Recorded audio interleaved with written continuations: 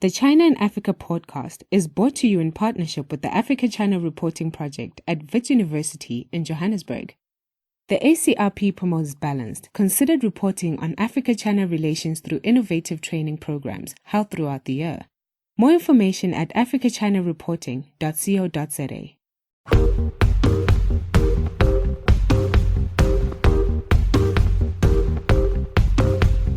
Hello and welcome to another edition of the China in Africa podcast. I'm Eric Olander, and as always, I'm joined by Cobus van Staden, a senior China-Africa researcher at the South African Institute of International Affairs in Johannesburg, South Africa. A very good afternoon to you, Cobus. Good afternoon. Cobus, one of the themes of the past 6 months of our shows has been really the debt trap diplomacy debate that's been going on. Now, that's due in part because the United States government, really under the Trump administration, but it's extended even prior to that, has raised these issues, has been relentless in accusing China as being a predatory lender. Now, the line that the Americans are giving is that China is using loans and debt as a way to trap developing countries. And the idea is that they're loading up these countries with an unsustainable amount of debt that they know developing countries will not be able to pay, not just in Africa, but in other parts of the world as well. And when they can't pay, they will then either seize assets or leverage that for political influence. Cobus, overall, when you look back on the past 6 to 9 months and you see people like U.S. Secretary of State Mike Pompeo, do you get the feeling that the U.S. message is resonating in parts of Africa? And what's been the response?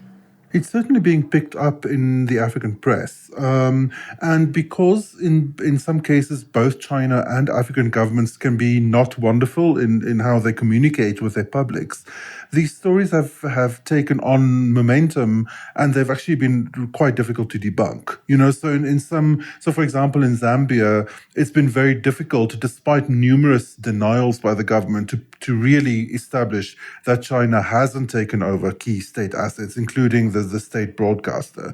So you kind of hear it taken almost as a fact. Like everyone knows that China took over the state broadcaster in Zambia, and then it comes back to academics to be like, no, actually, a formal takeover has not occurred. So it's the stories tend to kind of take on this kind of life of their own, and they become very difficult to debunk.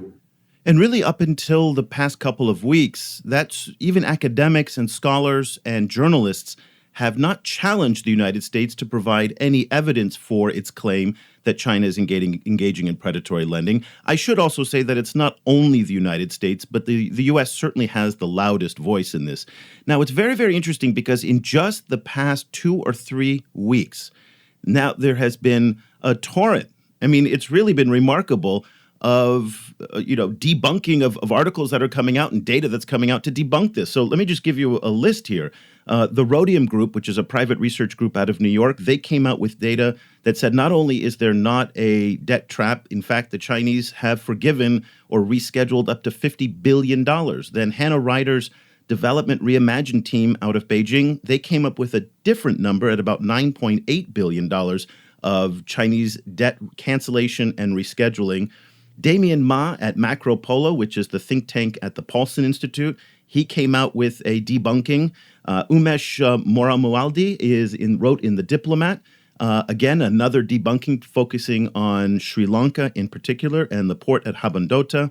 And, of course, there was an article misdiagnosing the Chinese infrastructure push written by Deborah Brautigam, professor and at Johns Hopkins University and the director of the China-Africa Research Initiative at Johns Hopkins University. And that article in particular sparked a really, really very, very lively conversation about where we are with the debt trap diplomacy issue. And we are thrilled to have back on the show again for a third time after all these years. Professor Brautigam, very good morning to you. Good morning, Eric, and good morning, Cobus. It's wonderful to be back. It's great to have you back, and it's great to talk to you about this debt trap diplomacy issue because of the timing of it all. Despite the fact that there is this evidence that seems to be coming out, people like you, scholars, are kind of challenging the narrative coming out of Washington. Nonetheless, U.S. Secretary of State Mike Pompeo doesn't seem to be listening to what you're saying because just last week in London, he was out there talking about it again. And they are, again, I think the best word to describe them is relentless. You said at the start of your essay that was in the American interest, again, misdiagnosing the Chinese infrastructure push, you posed the question right at the beginning of your article, how worried should the West be about this new stage of China's outward march? And that really set the tone for your article, and I think that's a good starting point for us in our discussion about debt trap diplomacy. How worried should they be? As I argued in that article, I don't think we should be nearly as worried about China's outward march and about the aspects of infrastructure building and the lending that accompanies that as we are right now. And I think that's because looking at the evidence of where this is causing problems and where this has the potential to cause problems, there's so far very, very few cases in which we can actually point to a significant issue. And certainly out of all of the cases that have been raised, and the ones that you've mentioned right now, Zambia and other places, and we can talk in more detail about those cases because I've also looked into most of those. The only one that people really raise is this one in Sri Lanka. And I think when you look closely at the details of that, it is very easy to explain this as a case of a commercial project that went, on the case of the Sri Lanka side, that actually didn't have enough time to actually prove its merit. And the whole situation in Sri Lanka is really one which was one of Sri Lanka's national debt problems, not a particular project. And then when you look at Sri Lanka's national debt problems, it was really about a host of lenders. So that brings me to the main point that I want to say about this worry, which is that I think the West is right to be worried about rising debt in the developing world. We are in a cycle right now that resembles a little bit what happened in the 1970s and the 1980s, when there was a very significant debt crisis in the developing world. And there are many reasons for that particular earlier crisis that are not the same as the ones now. But some things are similar. And so I think in Africa, about a third of the countries are already in debt distress or at risk of debt distress. And we can see this reflected in fragile political economies in Asia as well. Not so much, except for the case of Venezuela, not so much in Latin America. But these risks are there, and those of us with long memories remember that this was a very significant problem in Africa for a long time. So people are right to be worried. But is China to blame? And that's where I say no. So, do you feel that on the U.S. side, is the Trump administration, how can I put this? Is the danger of debt distress in certain developing economies, is that really the core of their concern? Or do you think it is more a shorthand way of talking about the expansion of Chinese influence via these kind of semi-permanent relationships that are created by debt? So more concern about long-term relationships of dependency that are being kind of strengthened between China and large parts of the developing world, rather than particularly whether Zambia is going to flip into debt distress or not. That's very much the case, Cobus. This is all about China. And just as an example of that, when you look at the administration's New Africa strategy, they did mention Africa 40 times in the strategy, but they mentioned China 17 times. So I think that's almost half as many as were mentioned just about Africa. So the concern in Africa really is about China, and the concern in the rest of the world is about China. And this is, I think, for interesting and legitimate reasons, the United States is concerned about China's rise. And this administration has put this pretty much front and center of its foreign policy. That's not inappropriate. I think China's rise has many worrying qualities about it. There are things that the United States, as the largest democracy, or the most prominent world power, needs to be concerned about. But we're not the largest democracy. Obviously, India is. But we are the world's superpower right now. And I think we represent, and we have represented in the past, many very fine values that we do not see reflected in the Chinese government today.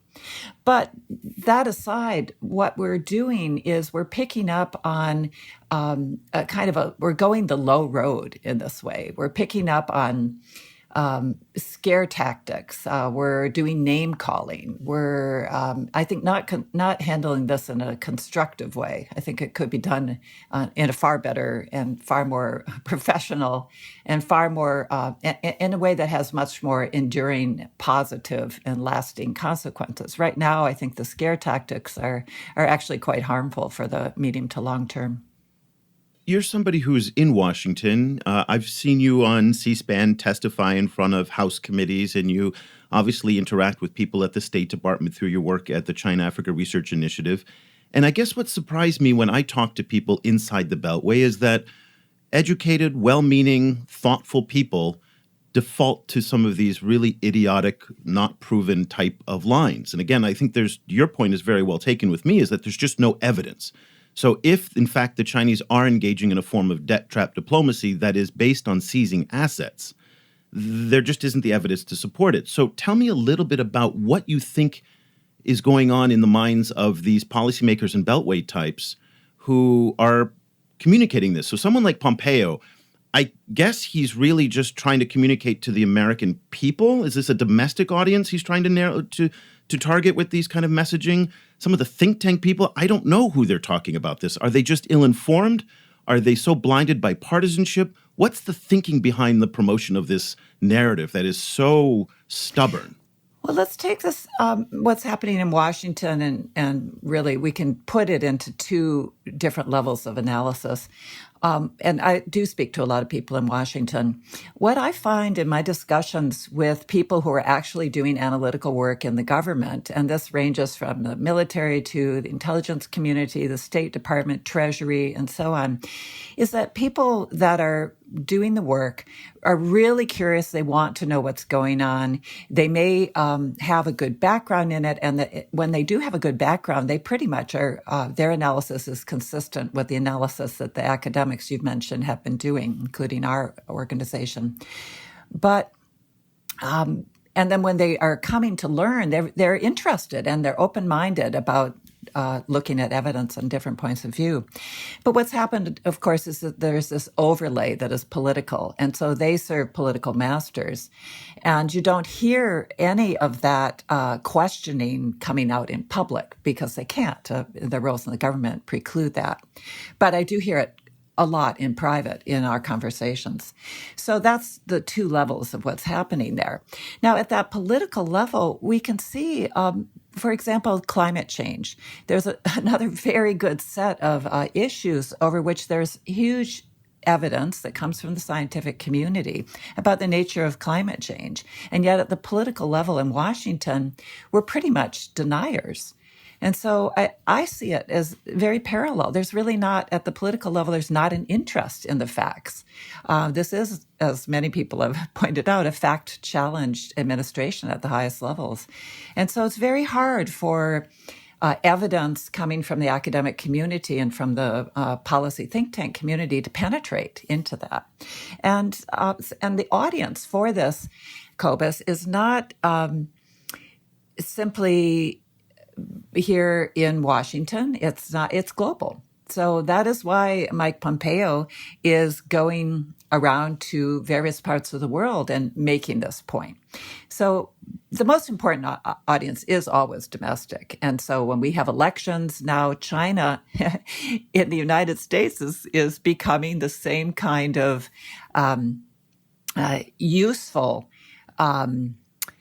issue point that it has been in cases like Zambia for a long time. And we've seen this with the former president, Michael Sata. And we've seen this is growing in South Africa, certainly in Zimbabwe and other places. China is a political issue now in election campaigns. And that's very much becoming the case here in Washington. And I have heard people on the Hill say that the people they work for cannot be seen taking a more positive view on China because they're afraid that their opponents will hit them with this in the election. That's very interesting. So you, in your piece in American Interest, you make the point that that you don't feel that debt trap diplomacy really is the biggest issue, or the biggest problem, particularly facing the governments that make BRI deals with China. You instead you point to what you call crony capitalism, and its centrality in East Asian development. I wonder if you could unpack that a little bit and what you mean by crony capitalism. Crony capitalism is a term that I didn't invent. It's been around for a long time. There's a wonderful book with that title by David Kang, in which he was comparing the Philippines and their more crony capitalism with aspects of crony capitalism in South Korea, and then asking the question, despite crony capitalism, why did South Korea do so well? So that's where the term really entered into the academic discourse, I think, with David's book. But so crony capitalism is capitalism with the characteristics of a close relationship between big business and the government, where the government provides benefits to big business, and big business then provides benefits to political leaders. Contributions for their election campaigns is a very big part of this, kickbacks. And we have seen in East Asia, president after prime minister fall in democratic countries because of these corruption allegations. And this has happened in Japan, it's happened in Taiwan, it's happened in South Korea, and there are many cases of this, as well as, of course, in places like Thailand and the Philippines. So it's very much knit into the political economies of countries in East Asia that have been growing very quickly and developing rapidly. So these things can go together.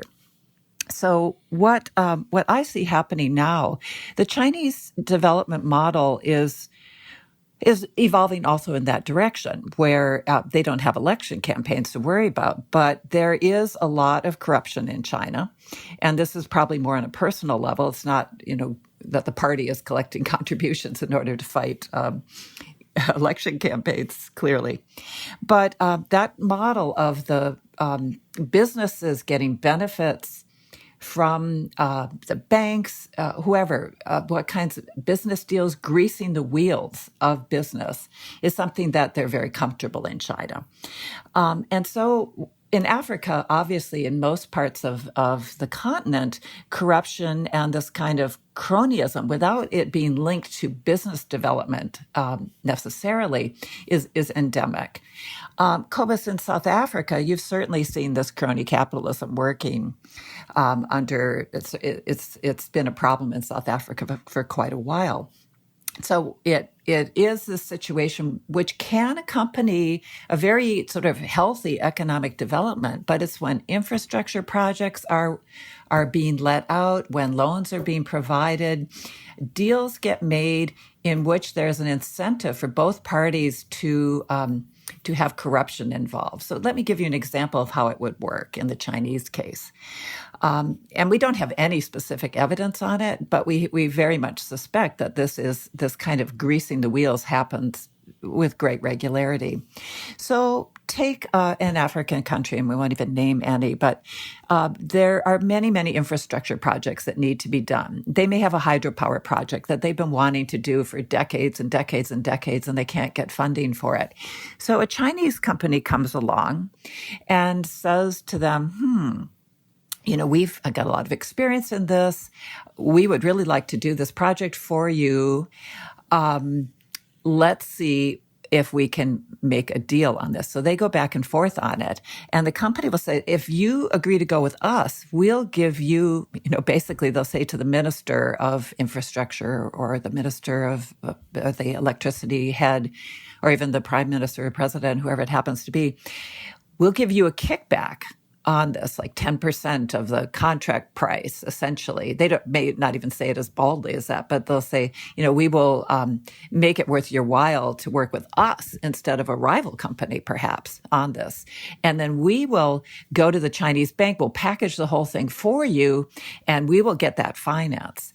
And then what needs to happen which isn't happening, is that Chinese bank needs to scrutinize these proposals much more closely to see where there's feather bedding and other inflated costs that are then part of how that money gets, the kickback gets built into the contract price and then is available to be redistributed back to the African side, which may be used for elections. I actually, in one of Africa's cleanest countries, which is Mauritius, I actually sat down with a former minister once, and he described to me how this works. And he wasn't talking about the Chinese in particular, but he said it's just standard practice there to have a 5% kickback on every construction project that the companies just know. They kick that back to the government in power, and the government puts it into their election campaign funding.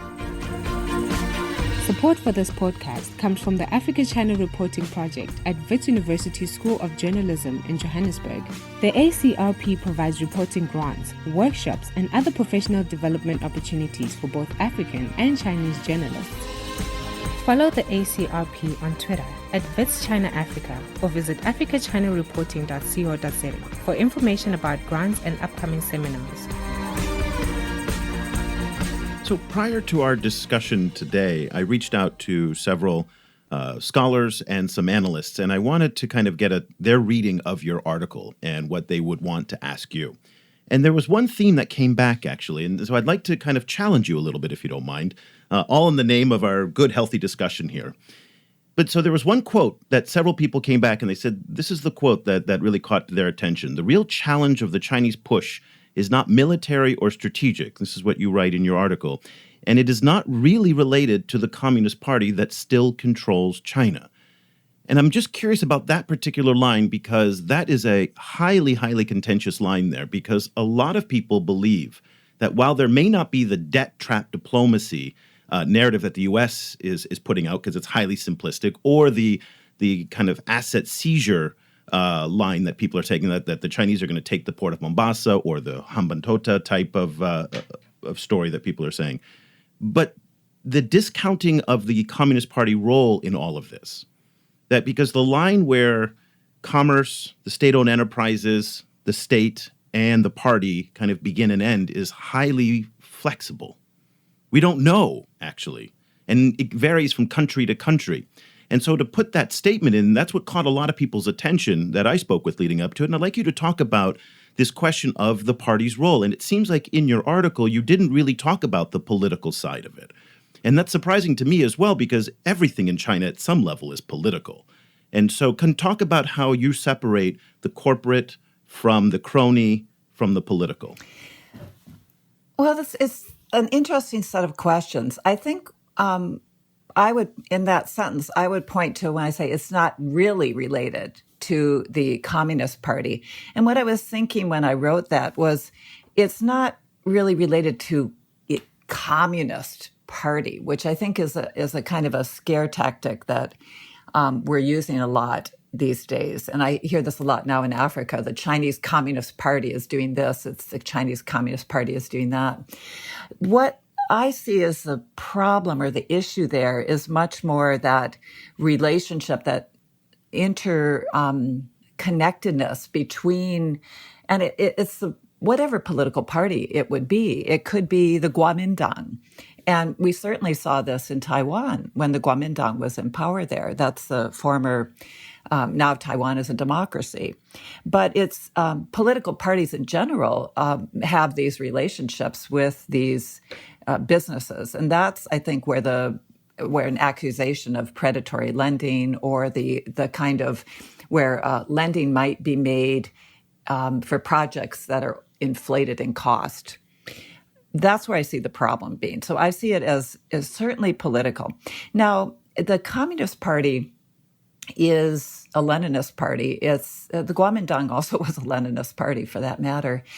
And they have one of the things that's interesting about them is that they have, well, they're increasing their influence now. That's very clear. They have a party cell in every Chinese company at this point, certainly in all the state-owned companies, and they're trying to have them in all the private companies as well. And they're even trying to put them in all of the foreign companies that are in China. So that's, and what is the role of that? Right now, the role of it is partly, in terms of the foreign companies, it would be partly getting information and feeding that back. That's something, this gets into a whole area that is not my area, but the whole technology transfer and those kinds of concerns that I think there is a lot of legitimate worry about that in the United States and certainly in high technology companies. But what we're talking about in Africa, as with the concerns about this, is, to me, it's not the Communist Party aspect of the relationship that we need to worry about. And we see problematic parallel examples. For example, in Latin America, there are problems with former military governments having invested in businesses so that the military and company relationship becomes one in which there's partly a commercial, partly a strategic aspect. It's very difficult to untangle that. So that also is something that could be problematic. What is, for example, Norinco is one of the big Chinese companies in Africa. To what extent is that just a commercial relationship? To what extent is that influenced by politics? These things, I think, are areas of interesting concern. But I wouldn't say, it's like the Communist Party and the rise of that's the key problem here. This is a kind of more generic problem that you can see in other parts of the world where there's no Communist Party. That's my point. So you don't think there's anything unique to China per se in terms of this, that China is becoming a hegemonic power? Certainly here in Asia, it's a hegemonic power. Nicaragua, Honduras, El Salvador are not hegemonic powers, and the combination of China's size, it's the authoritarian model. I mean, as the Americans have said, we've never really seen a country like this before. That is authoritarian, it's got the size, it's continental, the power that it has, and the way that it's exercising that power is also unique as well. So you don't see anything different between how China operates and how other countries operate? Or it's just the patterns are similar? No, it's curiosity. What I see is in China's rise, I see very many parallels with Japan and Japan's rise at an earlier period. And so the way I approach it is much more, I try to disentangle what about China's rise can we see reflected in other countries. Perhaps they're smaller economies. Japan is a very good comparison because for many, many years, Japan was the number 2 economy. And so it's, along with the United States. So Japan had very, very similar ways of going out, particularly in Southeast Asia. And Japan was not run by communists. They were run by people who had a similar East Asian developmental idea. So I think it's really important to tease out what is a kind of East Asian a going global model that was practiced by Japan, by Taiwan, by South Korea, those last 2 countries on a much smaller scale, and Japan on a much larger scale. So Japan has changed today. They don't operate the same way they did in the 70s and the 80s when they were really becoming that big economy and they were really becoming hegemonic in East Asia in terms of the economy, the economic relationships. So they have changed in part because of a lot of pressure from the West and from the United States, and they've wanted to become more like the other OECD countries. So their economy also hasn't been growing as rapidly as it was during the period when they were much more kind of like China.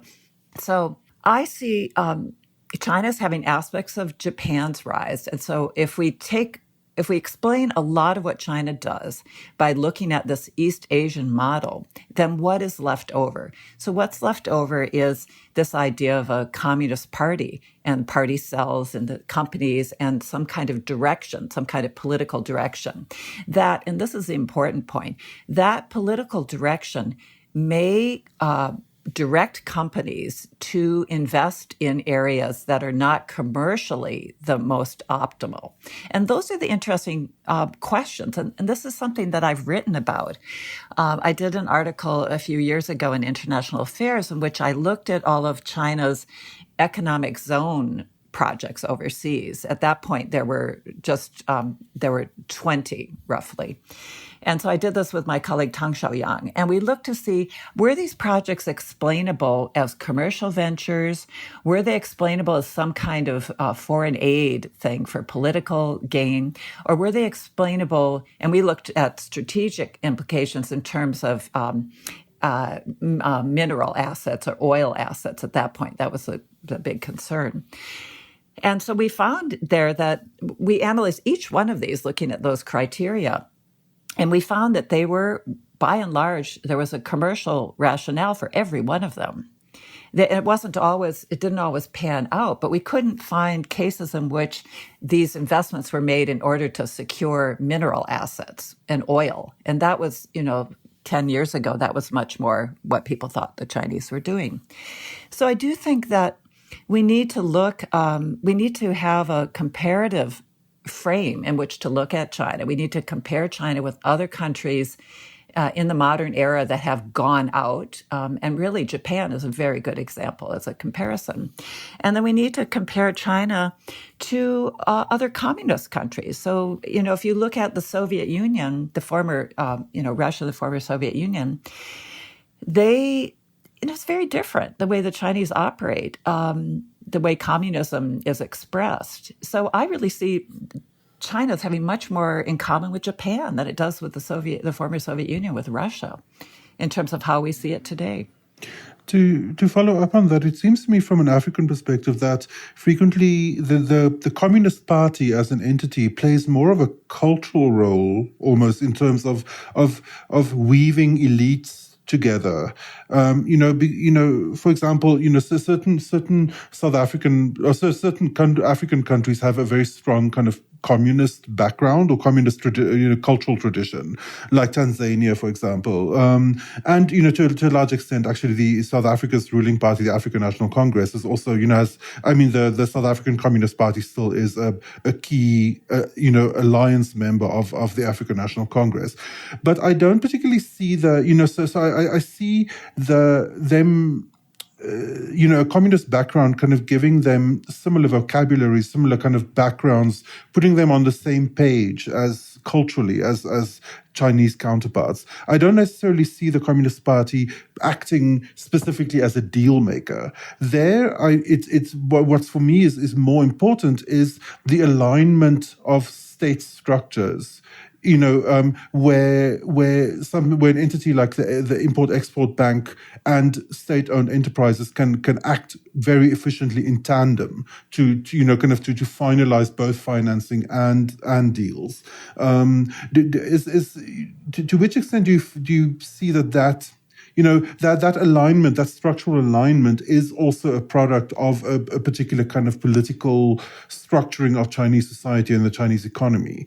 So to which extent do you see that kind of on a slightly wider scale, something that is in the widest sense can be seen as a kind of a product of central planning or a product of the party construction of China as a country, kind of playing into something like the BRI and facilitating this kind of very efficient rollout of financing to the rest of the world?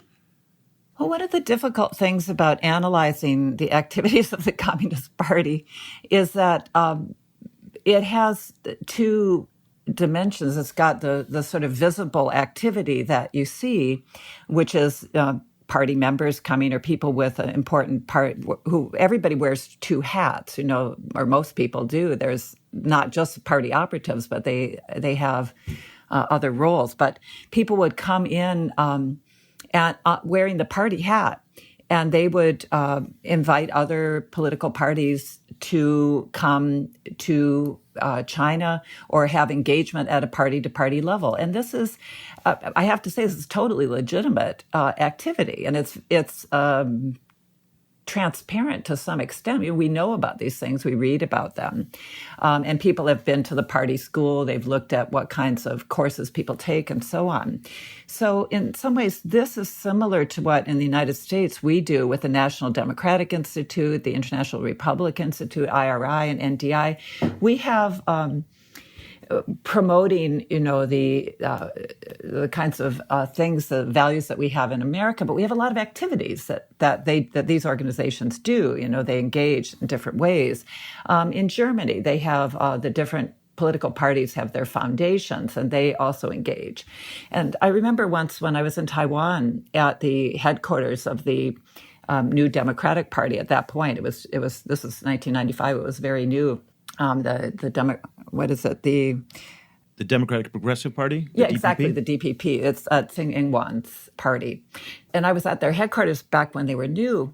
And I was really surprised to see all of these kind of posters all around of other political parties that had come and that they had relationships with. So there were very many sort of party-to-party relationships.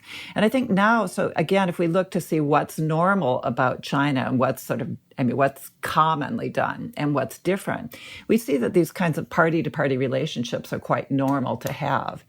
And so, as you were saying, Cobus, there are many parties in Africa that have their roots in, I'm not sure I would say communist. I mean, certainly the Communist Party is a factor in South Africa, but in Tanzania and other places, there's certainly strong socialist roots. And, they were never really communist, but and there are parties in Angola, the MPLA and so on, that really were communist. They were much more aligned with the Soviets. But so those kinds of party-to-party ties are something that we should expect to see the Communist Party making in Africa as China expands party-to-party relations, as they've expanded trade, as they've expanded investment. Everything's expanding. So that, again, I would say is not something to be particularly worried about. So the worry would be in the things that we don't see. How does this fact of having a party sell? What kinds of directives come? And so in those cases, what I would again want to know is to what extent are investment decisions or other decisions being made for reasons that are not predominantly commercial or business seeking or, economic development seeking on the part of China and the partner country. And so the reason why I would be worried about that is that would then get to if they're not making it for commercial reason, then what reason are they making it for and why? And so that's something that I think other people worry about as well. But I have not yet seen, even though the concern is there, I'm not yet seeing examples where we can say there is no commercial reason for this. What I am seeing is examples where, as with many investments, there is a lag time before something becomes profitable. And sometimes it never becomes profitable. And so in Africa and other parts of the world, not every investment is going to lead to, become a winner. So again, I think each project needs to be analyzed, which is what we do at the China Africa Research Institute. We analyze investments and loans on a loan-by-loan basis, a project-by-project basis. And so in that sense, we're not finding ones in which we're saying, okay, this is clearly not commercial in nature. So what is it? And I'm worrying about that. In the case of Africa, there's really, if there are examples, let's discuss them, and we can, try to analyze each one. I got to tell you, it's a little bit disheartening if you don't know this, because I was really counting on you to help explain it to us as to what's going on. So let me throw something your way, because and see if this kind of makes sense. So people like Howard French, who wrote an excellent book, Everything Under the Heavens, and he really talks about the concept of tianxia, which is a Chinese historical concept of really creating interdependencies with China at the center of power, and using Vietnam and Korea as examples throughout Chinese history. Again, the colonial parallel doesn't work because that's not been China's MO. What works is this idea of creating dependencies. And then we just interviewed Bruno Makesh, who wrote The Belt and Road, A New Chinese World Order. And he talks about how he sees that the Chinese are creating an interdependency as well. So the idea being that we're going to loan you a lot of money because of our asymmetrical advantage. We are so huge compared to Ghana or Senegal or even Nigeria. Remember, the Chinese economy is 397 times larger than the Nigerian economy, Africa's largest economy. But because we are so large as Chinese, we never have to make any compromise. But we can force you to do whatever we want you to do because you owe us a lot of money. Now, even if we pull back some of that money through debt rescheduling and through cancellations and whatnot, there's still that dependency that's there that's created. And what that dependency means is maybe it's not overt, that it says we're going to take an asset or you're going to do this for us.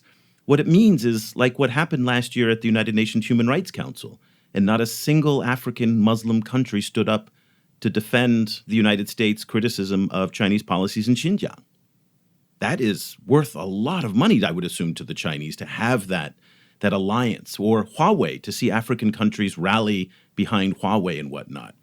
And the idea of these new 5G standards that are coming out, that people are going to align themselves with the Chinese side. So all of this is about this interdependency that China is going to start creating with these countries, much as it did in its own history with countries like Vietnam and Korea many thousands of years ago. Is there validity to that in your mind, that that's what they're going for in the long run? Well, it's interesting because in what you've just been saying, Eric, you keep switching back between dependency and interdependency. Yeah, I have to admit, I'm using those interchangeably, and I probably And I shouldn't. do think they are different. So I think, and certainly as academics, when we talk about dependency theory and other aspects of it, the whole idea of dependency is much more of a one-way thing, whereas interdependence is much more intermingled.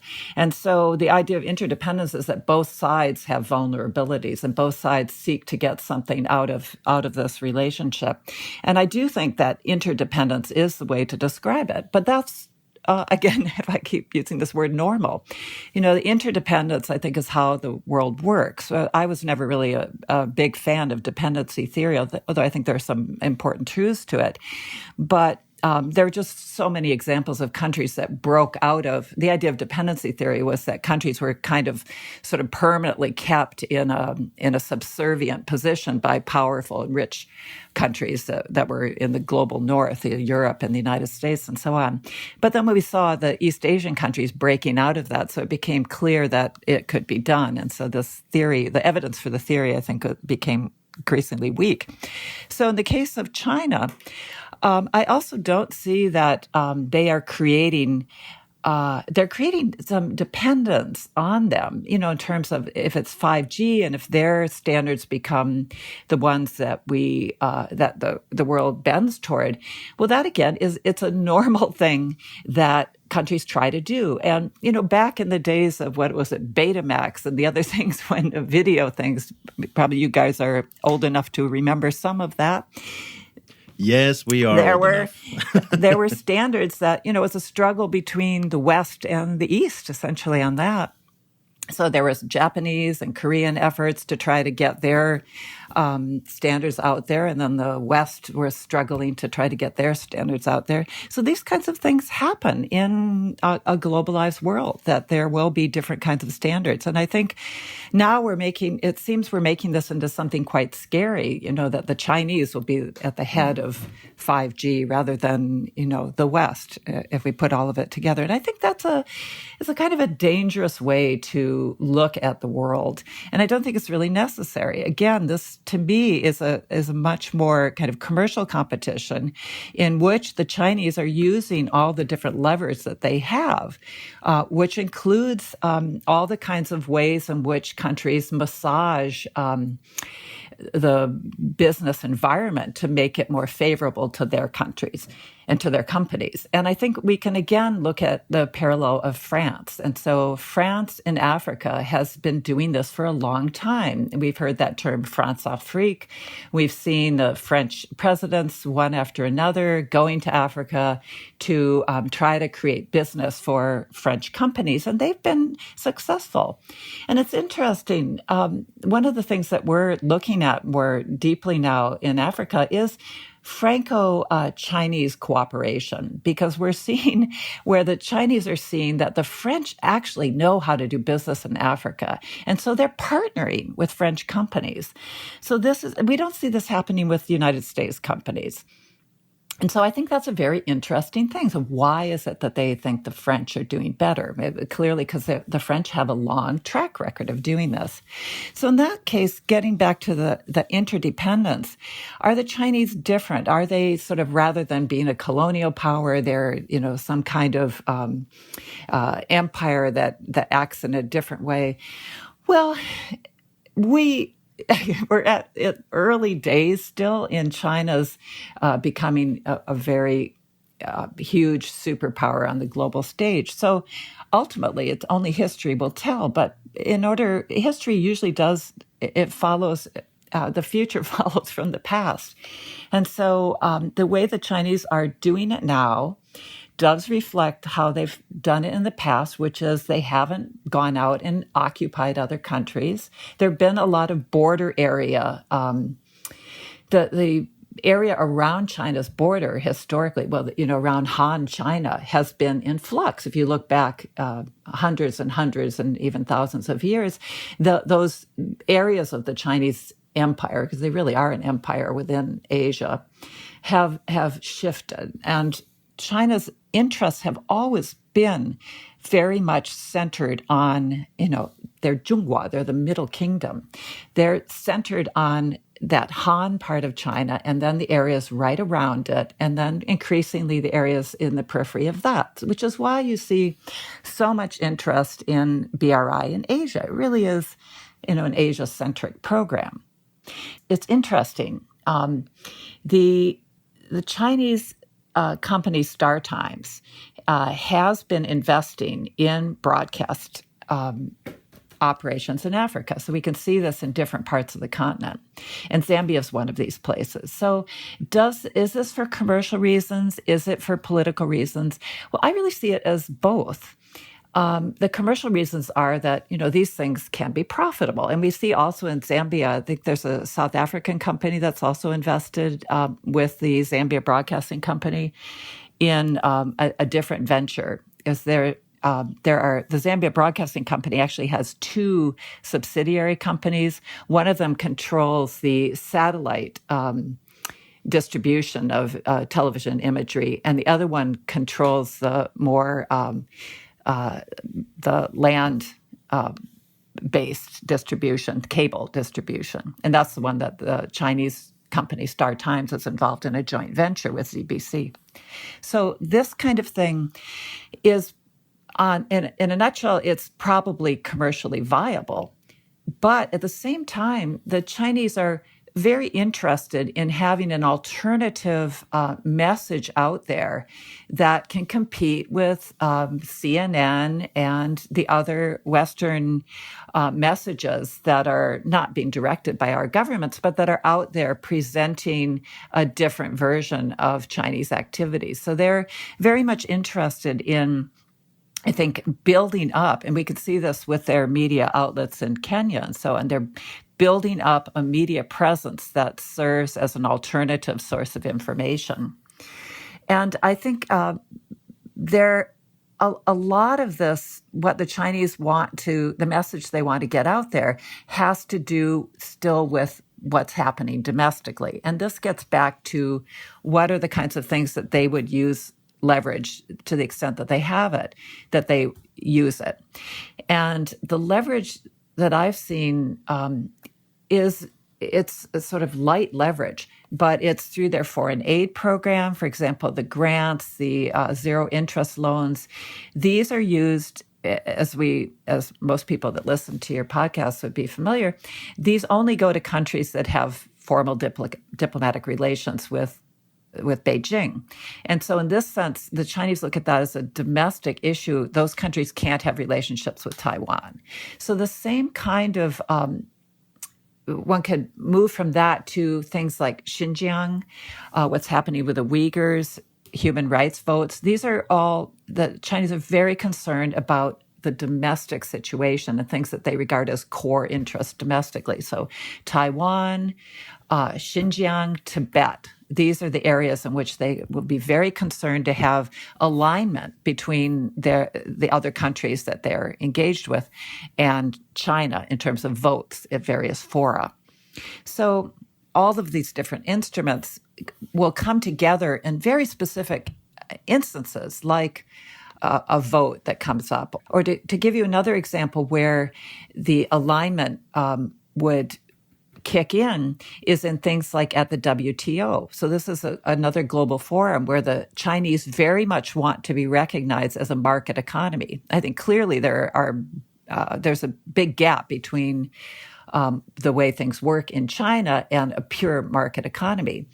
But and they aren't yet there. But they are trying to get all the countries that are in the WTO, they're trying to get more and more and more toward a consensus, so that when the votes come up about the market status, or when the discussion comes up, because they don't actually vote, it has to be a consensus, that they have a lot of partner countries. A predominance of the countries that are members of the WTO would be ones that support the Chinese view.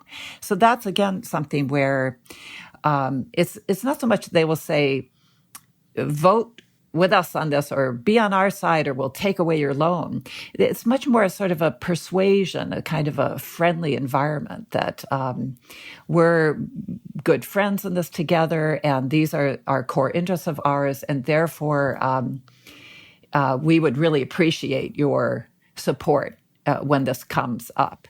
And these are not really core interests for most of the African partners. So they're like, well, it doesn't really hurt us to support the Chinese position, they would probably say.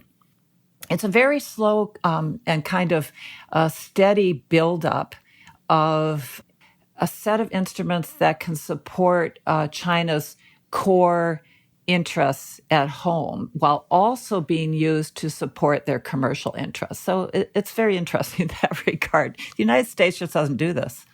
So Professor Deborah Brautigam is the director of the China-Africa Research Initiative at Johns Hopkins University. If you've been listening to this podcast for anything more than 1 or 2 weeks, you obviously know who she is. Probably the most well-known scholar on China-Africa issues anywhere in the world, and we are very, very grateful for you to join us today. The article is Misdiagnosing the Chinese Infrastructure Push. We'll have a link to it in our show notes in the American Interest. Also, don't forget that Deborah wrote The Dragon's Gift, The Real Story of China in Africa, and also Will Africa Feed China? These, in many ways, are benchmark books that a lot of people in the space that we're in here reference. So it's really, really important that you read it, even if they are both a couple years old, but they're very, very important in terms of kind of keeping our discussion focused. So, Deborah, thank you so much for joining us. We really appreciate it. You're welcome, Eric and Cobus. It's great to be with you. Cobus, when I give talks on China-Africa to students or to different groups, one of the things I say is that if at the end of my discussion you're more confused than when we started, then I have done my job well. And I got to be honest with you, at the end of this discussion with Professor Brautigam, I'm actually a little more confused than when we started. And I think that is not a criticism at all of Professor Brautigam. It's more of a sign of the times of where we are. I don't really fully understand what the U.S. is doing right now in its debt trap diplomacy narrative, if it's not really working, and if she's saying that people at the lower end of the echelons are serious and they get it, and then the political leaders are fact-challenged, and they're continuing to promote this even though it's not true. I don't know if that's a bold strategy or if it's just stupidity. I don't know about what she says in terms of the line where politics begin and end and commerce begins and end, and the debt trap and what they're doing in terms of the massive amount of loans. I still don't understand why China is loaning so much money to Senegal. This is a country that is not strategically important. It's a country that doesn't have natural resources, but yet there are massive loans going to Senegal. So again, I am confused, but I think everybody to some degree is confused. And anybody who says they're not confused at this point, even just a little bit, I would question and I would think they're lying. Yeah, I agree. I think I just accused everybody of being a liar, and then so I say that slightly euphemistically. Air quotes are going up. You backed quite a lot of things into what you said. On the U.S. side, it seems to me, it becomes a kind of a difficult question always, I think, with politicians as a whole to really pinpoint whether they 100% exactly believe what they're saying, I think the debt trap, in the way that people like Mike Pompeo is pushing it at the moment, is a good example. I think mostly it tends to communicate with the domestic audience rather than with the foreign countries he's addressing in his statement. I think it also it plays. It's a very convenient story to tell, right? Kind of rather than a more nuanced one. And it's a story that has a lot of convenient gaps, including how exactly, what exactly are the options open to these countries that, the non-China options. As Deborah has pointed out in some of her other work, the World Bank for a long time hasn't been funding infrastructure at all. Infrastructure funding really fell out of fashion at the World Bank, and they're only really starting to to come back to it now. So that's another issue that's kind of just left out of the conversation in the debt trap conversation. I think as for Africa, it becomes an issue, I think, of not only what China wants and what China's kind of long-term goals are, but it's also a kind of a politics of the possible. It's like what is being enabled for Africa by a particular kind of focus that the Chinese government has taken on. So at the moment, the Chinese government, its focus seems to be on rolling things out, rolling finance out, and even to places that don't seem immediately strategically important. And for Africa, that's great news. And I think most African countries are like, well, you know what, we'll go with this. While it lasts, let's see if we can get some stuff done. And that might well be the limit of the knowability. We might not be able to know more than that at present. I guess I slightly disagree with you and Professor Brautigam in the sense that I think it's more than that. I think there is a stronger political element to it. I do think they're trying to create a certain degree of dependence. I'll be very clear here not to say interdependence, but I think that the asymmetry in the power dynamics between the massive Chinese economy and Africa's small economies creates dependence. And I think that is something that China wants to foster because that historically is what China has always done. So I don't say that in any kind of negative, critical way. It's just this is the way it's been. And I think this is what the Chinese are trying to do. That doesn't, again, the lines are not clear. That doesn't mean that what China's doing is overtly political or political first.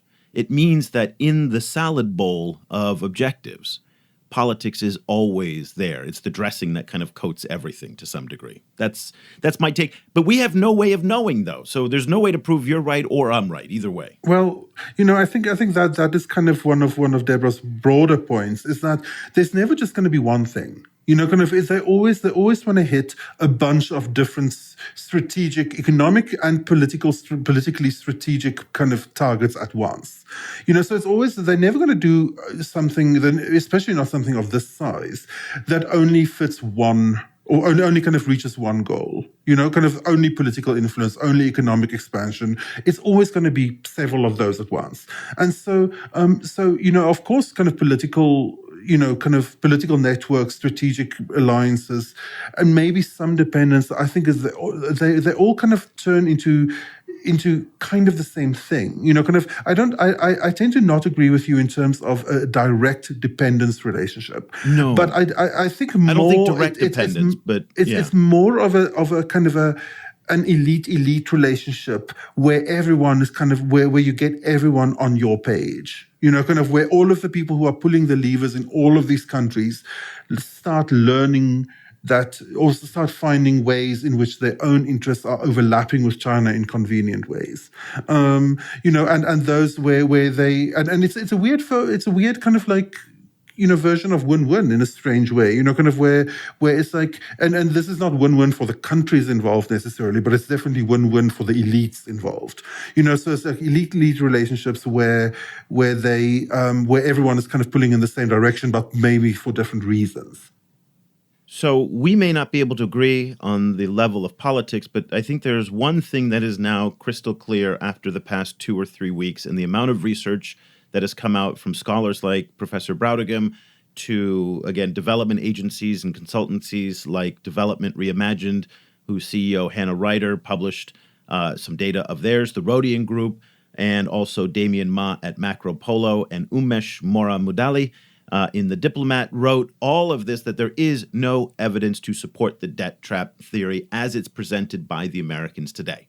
So that is, Hambantota in Sri Lanka does not present a good case study for this. So the next time you get into an argument with somebody and they bring up the Sri Lanka port, ask that person for the data, and they won't have it because they're just repeating usually a talking point out of the State Department. So this is really, really important. So I'm really happy in that sense that the debate is at least moving forward. And we're going to hopefully get past the debt trap, and maybe even the geniuses on the 7th floor of the State Department will catch up with this. But again, maybe it doesn't matter. They're fact challenged. Maybe they don't really care about telling the truth because they're talking to a very, very partisan American audience, and that's maybe not what they're interested in. So I don't really quite understand it. But we would like to hear from you. You can see this was a very robust conversation. There are going to be people who are on all sides of it. And so let us know what you think. We would love to hear from you via email. You can send Cobus and I an email, eric@chinaafricaproject.com, cobus@chinaafricaproject.com. Also, follow our email newsletter that goes out every Monday. And we talk about these issues every week in that newsletter. And we publish everything that comes out of the China-Africa Research Initiative every week there. So it's a great resource for that as well to see what Deborah's team is doing. So that'll do it for this edition of the China in Africa podcast. For Cobus Van Staden, I'm Eric Olander. Thank you so much for listening. The discussion continues online. Head over to facebook.com/China Africa Project to share your thoughts on today's show. The guys are also on Twitter, where you can find Cobus @Stadinsky or Eric @eOlander. And be sure to sign up for the weekly China in Africa email newsletter by going to www.chinaafricaproject.com.